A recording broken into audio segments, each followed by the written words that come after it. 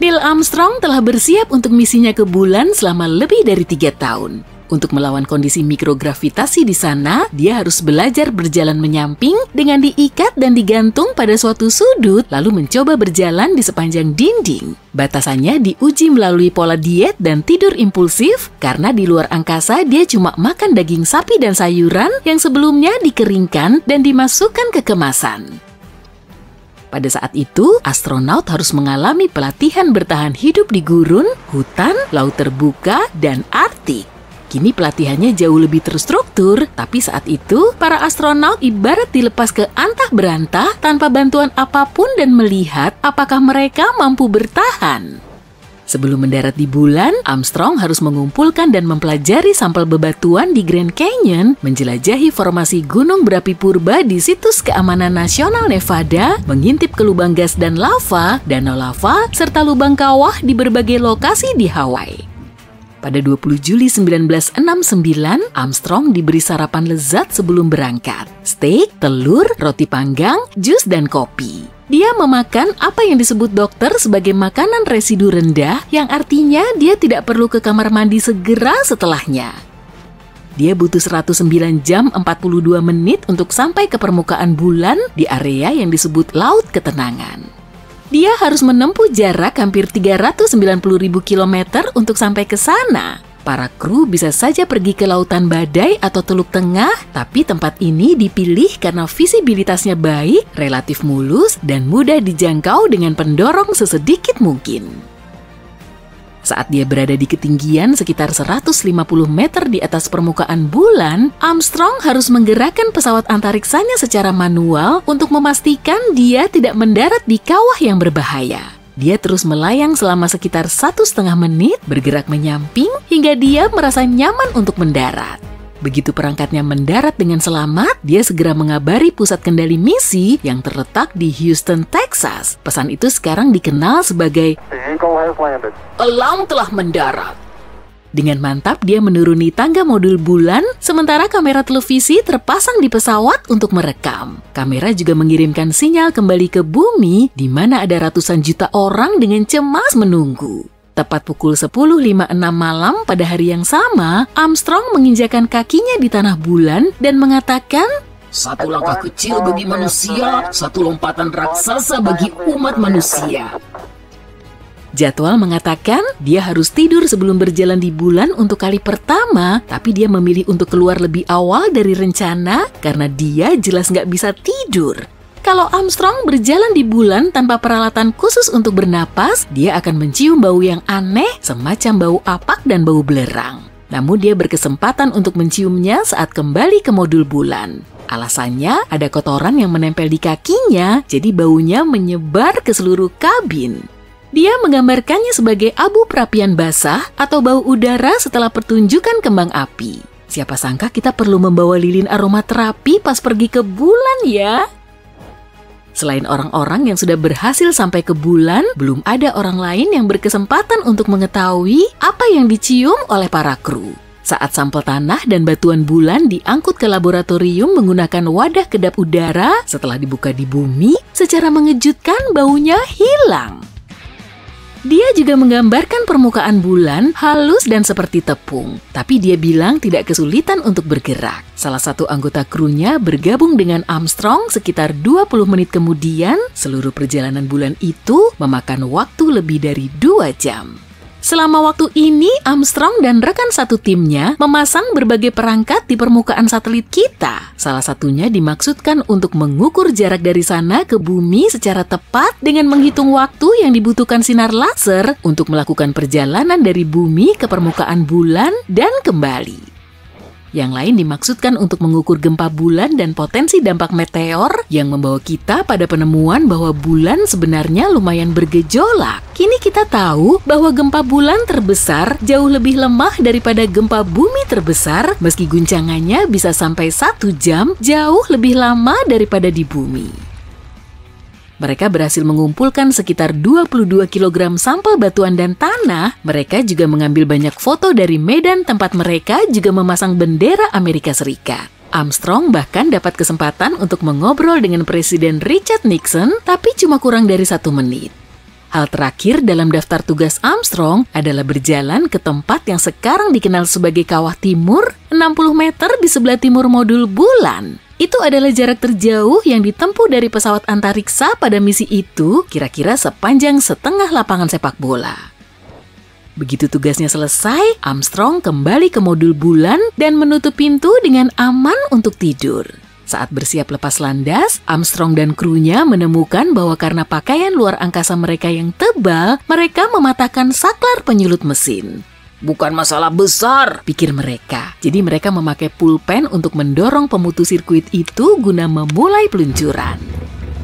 Pada pukul 1.54 siang, elang yang terkenal itu mulai terbang. Selain peralatan ilmiah yang dipasang di permukaan bulan, sebuah plakat juga ditinggalkan di sana. Tulisannya, di sini orang-orang dari bumi pertama kali menginjakkan kaki di bulan. Juli 1969 Masehi, kami datang dengan damai untuk seluruh umat manusia. Bertahun-tahun kemudian, Armstrong mengatakan NASA membatasi waktu mereka di bulan karena mereka tidak tahu bagaimana pakaian antariksa akan menahan suhu ekstrem bulan yang mencapai 127 derajat Celcius pada siang hari hingga serendah minus 173 derajat Celcius pada malam hari. Segalanya menjadi sedikit lebih rumit saat Armstrong mendarat kembali di bumi karena dia terpapar partikel luar angkasa yang tidak dikenal. Hasilnya, dia dan timnya harus ditempatkan di karantina perlindungan planet begitu kapsul antariksa mereka dengan aman turun di Samudra Pasifik pada 24 Juli. Karantina khusus bagi astronot Apollo 11 ini adalah salah satu alasan kita punya microwave di dapur saat ini. Saat pertama kali kembali dari bulan, mereka awalnya menghabiskan beberapa hari pertama di fasilitas karantina bergerak atau MQF. MQF berisi kursi yang nyaman, ranjang susun, toilet, dan pancuran, tapi tidak menyisakan banyak ruang untuk memasak. Karena tidak ada ruang untuk oven atau panggangan standar dan untuk mengurangi potensi kebakaran, NASA harus mencari solusi kreatif. Begitulah oven microwave akhirnya dikembangkan agar dengan mudah membantu para astronot makan tanpa repot-repot di dapur lengkap. Saat ini kamu bisa melihat microwave pertama di museum di Oakland, California. Setelah kembali ke bumi, Armstrong mengklaim dia nggak akan mau keluar angkasa lagi. Tapi dia tidak berhenti menjelajah. Pada tahun 1985, dia bergabung dengan tim profesional penjelajah terhebat lainnya ke Kutub Utara. Beberapa orang yang juga bergabung dengannya adalah pendaki gunung Edmund Hillary, penerbang Steve Fossett, dan fotografer Patrick Morrow. Mereka mencapai kutub pada tanggal 6 April 1985. Armstrong mengatakan dia ingin melihat seperti apa bentuk kutub es bumi dari tanah karena dia hanya melihatnya dari permukaan bulan. Misi Apollo 11 tetap tak terlupakan bagi Armstrong karena pada tahun 2015, institusi Smithsonian menemukan bahwa dia menyembunyikan kantong kain yang penuh bagian-bagian kecil modul bulan. Termasuk pengikat pinggangnya, beberapa lampu utilitas dan bracketnya, kunci pas darurat dan alat bidik yang dipasang di atas jendela modul antariksa Armstrong. Ada juga kamera akuisisi data yang merekam cuplikan ikonik Armstrong mengambil langkah kecilnya di bulan. Armstrong menyimpannya sendiri selama bertahun-tahun sampai istrinya Carol akhirnya menemukan benda itu. Dia bahkan merahasiakannya dari penulis biografi resminya yang berkali-kali bertanya apakah dia menyimpan memorabilia dari misinya yang terkenal itu. Tapi dia tidak menyelundupkan benda-benda itu ke bumi kok. Dia hanya menyebutkannya sebagai sedikit sampah yang ingin dia bawa pulang. Di luar angkasa, teriakan kamu tidak bisa terdengar.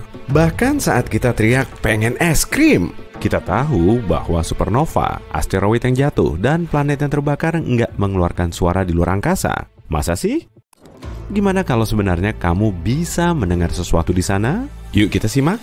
Oke, balik lagi ke pelajaran SMP nih. Bunyi adalah gelombang mekanik yang berasal dari getaran.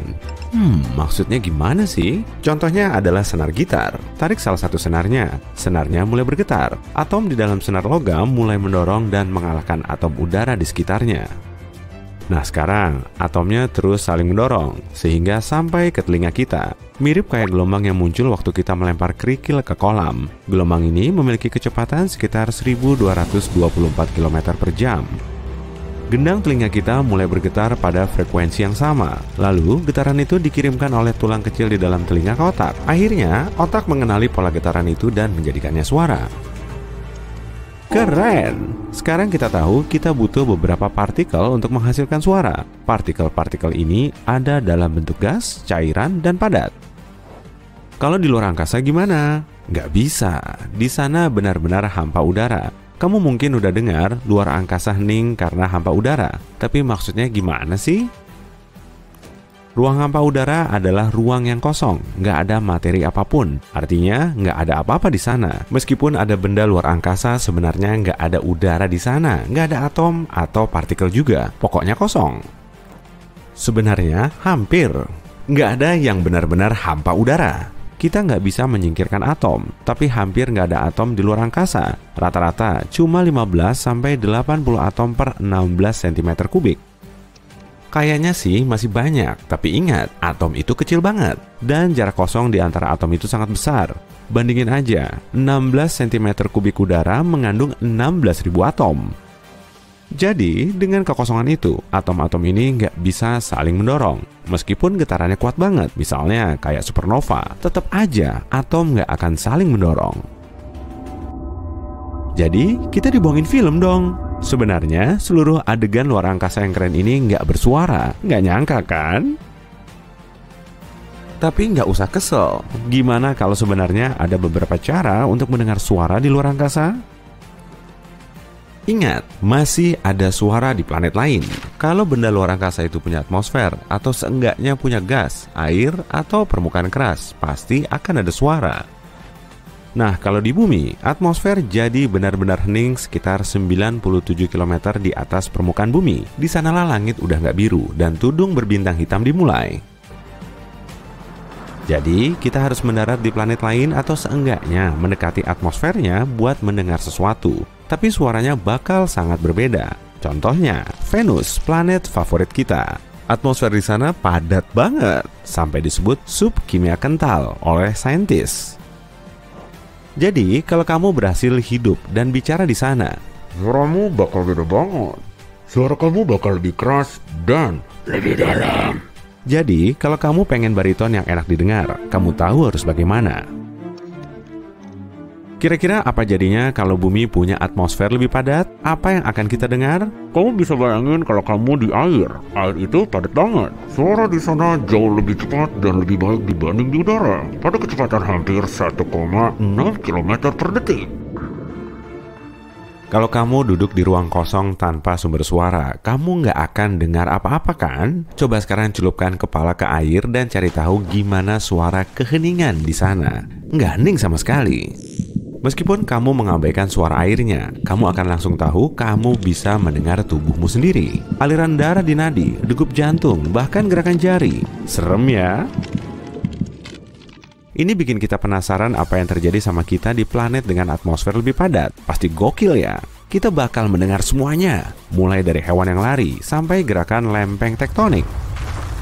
Mungkin kamu bilang, yang benar aja, di planet lain jelas ada suara. Tapi tadi kamu bilang kita bisa dengar sesuatu di luar angkasa kan? Bener sih, misalnya di awan debu antariksa bisa ditemukan dimanapun di luar angkasa. Mungkin dari sisa bintang atau benda lain. Dan di tempat ini semuanya sedikit lebih padat. Artinya, mungkin ada awan debu yang partikelnya saling berdekatan, dan itu berarti partikel itu bisa menghasilkan suara. Tentu saja, suaranya bakal pelan banget dan merambat pada jarak dekat. Tapi mending daripada nggak ada kan? Oh iya, kita juga udah merekam satu suara luar angkasa asli. Suara itu berasal dari galaksi Perseus yang lokasinya 250 juta tahun cahaya dari kita. NASA merekamnya pada tahun 2003. Suaranya seperti nada B flat, 57 oktav di bawah C di piano. Kamu harus nambahin 6.600 tuts lagi ke kiri, tapi frekuensinya rendah banget sehingga nggak bisa didengar telinga manusia. Tapi selain itu, kita cuma bisa mendengar sesuatu di dalam pesawat antariksa. Lagi pula, ini adalah kantong udara kecil. Di pakaian luar angkasa, kamu juga bisa mendengar, termasuk mendengar pernapasan dan sirkulasi darahmu. Tapi dua astronot yang melayang berdampingan nggak bisa saling mendengar meskipun mereka berdekatan dan berteriak. Lucu juga sih, ceritanya kamu astronot, terus kamu nabrak sesuatu. Kamu mendengarnya sangat keras, tapi temanmu nggak dengar apa-apa. Makanya, astronot menggunakan perangkat radio. Secara teori, kalau kamu bisa melepas pakaian luar angkasa kamu dan bertahan hidup, kamu bakal bisa mendengar obrolan dan suara lain di dalam pesawat antariksa. Kok bisa? Begini, ada udara di dalam pesawat dan itu membuat suara merambat. Suara merambat melalui rangka logam dan melewatinya. Lalu, kalau kamu bersandar di pesawat atau mungkin menyentuhnya dengan siku atau lutut, suaranya akan langsung dikirim ke otak melalui tulang, bukan telinga. Iya, tulang kita menghantarkan suara. Seperti itulah orang tuli mendengarkan musik. Namanya hantaran tulang. Sistem ini digunakan dalam beberapa headphone dan teknologi lain. Kamu bisa coba sendiri, tutup telinga kamu dengan jari, tutup rapat sampai kamu nggak dengar apa-apa. Lalu coba sentuh sumber suara, apa aja yang bergetar, misalnya speaker yang lagi muter musik menggunakan beberapa bagian tubuh yang tulangnya dekat dengan kulit. Ini kerennya, kamu bisa mendengar suaranya bukan melalui telinga, tapi langsung di otak. Tapi jangan lakukan percobaan ini di luar angkasa ya. Kamu mungkin udah tahu tentang suara luar angkasa. Di sana kamu bisa mendengar suara matahari atau planet lain. Gimana cara kita merekam suara-suara ini? Gampang aja. Ini satu lagi cara buat mendengar suara di luar angkasa. Gelombang elektromagnetik atau radio. Radio adalah bentuk radiasi elektromagnetik yang sama kayak cahaya. Gelombang ini bisa merambat dalam ruang hampa udara tanpa masalah. Begitulah cara kerja pemancar astronot. Saat astronot bicara pada temannya, gelombang suara berubah jadi gelombang radio sampai ke temannya, lalu diubah lagi menjadi suara. Inilah cara kita mendapatkan suara luar angkasa. Kalau gitu, planet kita sebenarnya berisik banget. Kita mengirim banyak gelombang radio ke alam semesta, semua sinyal radio yang kita dengarkan. Sayang sekali sinyal ini cuma merambat 110 tahun cahaya dari kita. Tapi ada bagusnya, kita nggak mendengar apa-apa di luar angkasa. Bayangin, kalau suara bisa mudah merambat di alam semesta, kita bakal mendengar semuanya, dari suara matahari sampai supernova terdekat. Serem kan? Jadi, mungkin kita beruntung. Ingat, di luar angkasa, kamu nggak bisa mendengarku teriak. Mau es krim? Hewan-hewan di alam liar pasti akan jadi yang pertama nyadar kalau matahari berhenti memancarkan cahaya.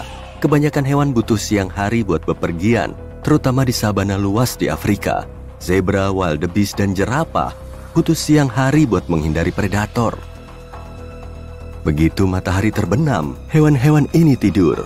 Kalau matahari tiba-tiba padam, mereka bakal kebingungan dan jadi santapan makan siang awal buat predator. Makhluk nokturnal bakal kebingungan juga sama perubahan waktu ini. Burung biasanya terbang pada siang hari, jadi kita nggak akan bisa mendengar atau melihat mereka lagi. Merekalah yang melahap hama di langit. Mereka dan kelelawar sih. Tapi kalau nggak ada kelelawar di tempatmu, anggap aja serangga bisa berpesta pora di sini. Suhu akan mulai turun perlahan. Manusia juga akan merasakan dampaknya. Kita terbiasa disinari matahari pada tengah hari. Tapi kalau hilang, kita bakal hidup dalam kegelapan. Kita harus mempraktikkan keterampilan bertahan hidup kita. Kalau matahari tiba-tiba padam, kita cuma punya waktu sekitar 8 menit buat menikmati sisa cahayanya. Soalnya, cahaya matahari butuh waktu selama itu buat merambat ratusan juta kilometer di tata surya. Kita harus pakai lampu UV buat bercocok tanam, tapi kebutuhan pangan di seluruh dunia nggak akan tercukupi. Apalagi dengan jatuhnya suhu global, kita akan sulit bertahan hidup di daratan terbuka. Semua orang harus masuk ke tempat berlindung dan bunker yang hangat. Tumbuhan butuh fotosintesis untuk tumbuh. Tanpa itu, nggak akan ada tumbuhan. Roti nggak akan ada karena butuh gandum. Bahkan alga di laut yang menjadi sumber oksigen tertinggi dibandingkan hutan, butuh fotosintesis buat hidup. Artinya, level oksigen akan mulai menipis. Perairan besar seperti danau, samudera, dan laut juga mulai kekurangan oksigen buat menopang kehidupan biota laut. Salah satu sumber utama vitamin D kita adalah matahari. Emang sih ada cara lain buat dapat vitamin D, tapi matahari adalah sumber terbaik dan paling mudah. Tanpa tanaman dan vegetasi, semua herbivora harus berebut rumput hijau terakhir di daratan atau daun yang tergantung dari pohon. Nggak lama lagi, mereka akan kehabisan makanan. Manusia juga akan dirugikan karena kita butuh hewan seperti sapi, kuda, dan domba untuk mata pencaharian kita. Tapi peristiwa ini nggak akan terjadi dalam semalam. Laut akan tetap hangat untuk beberapa saat, tapi akhirnya bakal jadi dingin dan membeku. Bumi masih jadi planet yang ditenagai inti besi yang menghasilkan banyak panas. Tapi itu aja nggak cukup buat bikin bumi hangat. Langkah kita berikutnya adalah mencari tempat berlindung yang pas dan bikin badan tetap hangat. Kalau hal ini terjadi dalam semalam, nggak akan ada bunker siap bangun buat kemungkinan kayak gini. Kecuali kalau kamu nonton video ini dan mutusin buat membangunnya sekarang. Bunker ini harus memberi panas setiap saat dan mampu menumbuhkan tanaman di bawah sinar UV. Bangunan bertenaga matahari nggak akan berguna lagi. Orang-orang harus memakai kostum ramah lingkungan waktu ada di tempat terbuka. Karena suasana bakal gelap gulita, kita butuh lampu terang atau kacamata penglihatan malam. Daratan bakal tandus. Hewan malam yang tahan suhu dingin akan berkuasa. Bangunan akan runtuh karena oksigen bakal menipis. Beton butuh oksigen buat menyatu. Bunker sendiri cuma punya oksigen yang terbatas. Kita harus mindahin banyak pohon ke tempat yang punya sinar UV kuat biar bisa menghasilkan oksigen. Nantinya, pohon akan menghasilkan ekosistem sendiri di bunker bawah tanah yang luas. Permukaan laut akhirnya akan membeku.